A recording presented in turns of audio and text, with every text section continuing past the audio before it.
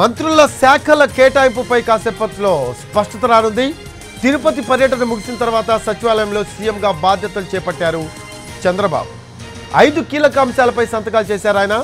అనంతరం శాఖల కేటాయింపుపై తుది కసరత్తు చేయనున్నారు సీఎం చంద్రబాబు. జనసేనకు ఏ శాఖలు లభిస్తాయి అనే దానిపై ఆసక్తికర చర్చ జరుగుతోంది. జనసేనకు పంచాయతీరాజ్, గ్రామీణాభివృద్ధి, పౌర సరఫరాలు, టూరిజం శాఖలు దక్కే ఛాన్స్ ఉంది. ఇక ఆర్థికం, రెవెన్యూ వంటి శాఖలు పయ్యావుల, ఆనం రామనారాయణ రెడ్డి, మైనార్టీ శాఖ ఎన్ఎండి ఫరూక్కి, గుమ్మడి సంధ్యారానికి గిరిజన సంక్షేమం కేటాయించే ఛాన్స్ ఉంది. సీఎం చంద్రబాబు తుది కసరత్తు పూర్తయ్యాక శాఖల కేటాయింపుపై జీవోలు విడుదల చేయనున్నారు.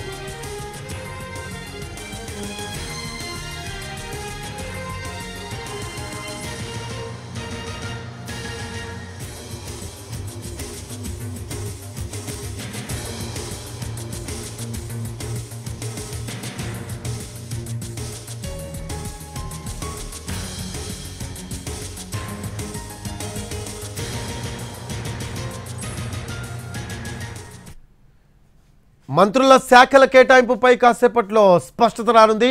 తిరుపతి పర్యటన ముగిసిన తర్వాత సచివాలయంలో సీఎంగా బాధ్యతలు చేపట్టారు చంద్రబాబు నాయుడు. 5 కీలక అంశాలపై సంతకాలు చేశారు ఆయన. అనంతరం శాఖల కేటాయింపుపై తుది కసరత్తు చేయనున్నారు. జనసేనకు ఏ శాఖలు లభిస్తాయి అనే దానిపై ఆసక్తికర చర్చ జరుగుతోంది. దీనికి సంబంధించిన లేటెస్ట్ అప్డేట్స్ అందించడానికి మా కరెస్పాండెంట్ పిఎంఆర్ లైవ్లో అందుబాటులో ఉన్నారు. పిఎంఆర్, మంత్రుల శాఖల కేటాయింపుపై కాసేపట్లో స్పష్టత వచ్చే అవకాశం ఉన్నట్టు మనకు సమాచారం అందుతోంది. ఈ రోజు ఏమైనా క్లారిటీ వచ్చే అవకాశం ఉందంటారా దీని మీద? మనకు వస్తున్న సమాచారం మేరకు రఫీ, ఈరోజు రాత్రికి కొంత మంత్రుల శాఖలకు సంబంధించిన వ్యవహారం మీద కొంత క్లారిటీ వచ్చే అవకాశం కనిపిస్తుంది.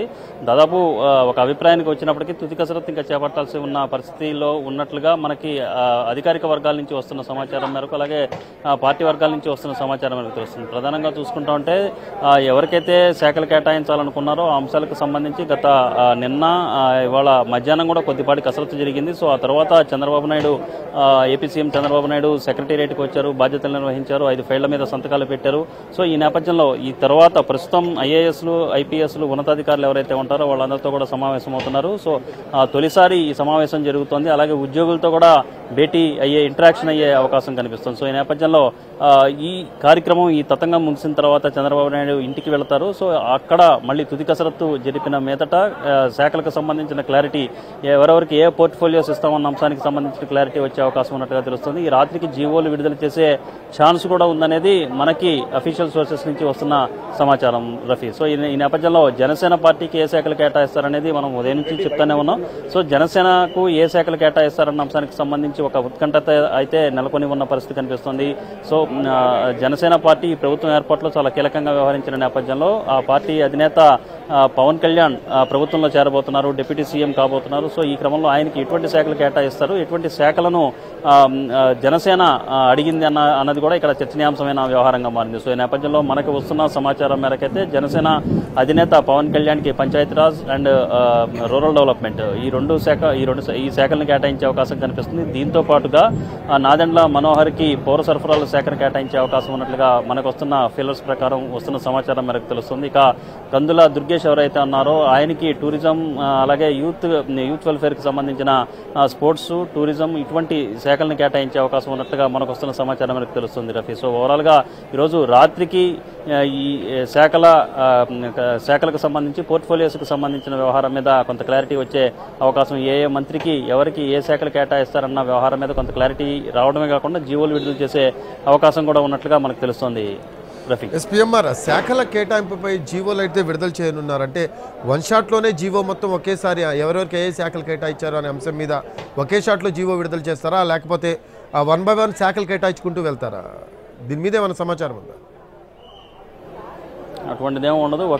ఒకేసారి జీవో పోర్ట్ఫోలియోస్ అన్ని కూడా ఒకేసారి జారీ చేస్తారు. మంత్రుల కూర్పు అనేదే ఒకేసారి చేసినప్పుడు జీవో ఈ శాఖలు అనేది విడివిడిగా ఇవ్వటము, లేకపోతే కొంతమందికి ఇచ్చి కొంతమంది ఇవ్వకపోవడం అనేది జరగదు రఫీ. సో మొత్తంగా 24 మంది ఎవరైతే ఉన్నారో మంత్రులు వాళ్ళందరికీ శాఖల కేటాయింపు జరుగుతుంది. అలాగే ముఖ్యమంత్రి తన దగ్గర ఏదన్నా కొన్ని శాఖలను కేటాయించుకోవాల్సిన అవసరం ఉంటుందని కూడా ఆలోచించిన మీదట అవసరమైతే చంద్రబాబు నాయుడు తన ప్రయారిటీస్ని బేస్ చేసుకుని అక్కడున్న పరిస్థితులను బేస్ చేసుకుని కొన్ని శాఖల్ని తన వద్ద అట్టిపెట్టుకునే అవకాశం ఉంటుంది. సో మొత్తం 24 మంది మంత్రులు ఎవరైతే ప్రమాణ స్వీకారం చేశారో చంద్రబాబు నాయుడుతో పాటు, సో వాళ్ళందరికీ కూడా వన్ షాట్గానే శాఖలు ఇచ్చే అవకాశం, శాఖలు ఇవ్వబోతున్నారు. విడివిడిగా ఉండే అవకాశం ఎట్టి పరిస్థితుల్లో లేదు. Rafi, right, thanks for updates PMR. Right, అది శాఖల కేటాయింపుపై తుది కసరత్తు చేయనున్నారు సీఎం చంద్రబాబు.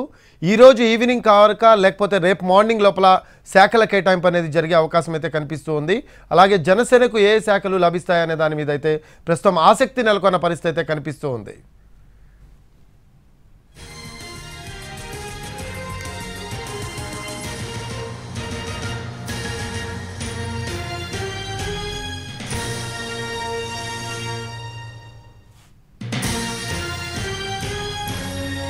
మంత్రుల శాఖల కేటాయింపుపై కాసేపట్లో స్పష్టత రానుంది. తిరుపతి పర్యటన ముగిసిన తర్వాత సచివాలయంలో సీఎంగా బాధ్యతలు చేపట్టారు. 5 కీలక అంశాలపై సంతకాలు చేశారు చంద్రబాబు. అనంతరం శాఖల కేటాయింపుపై తుది కసరత్తు చేయనున్నారు ఆయన.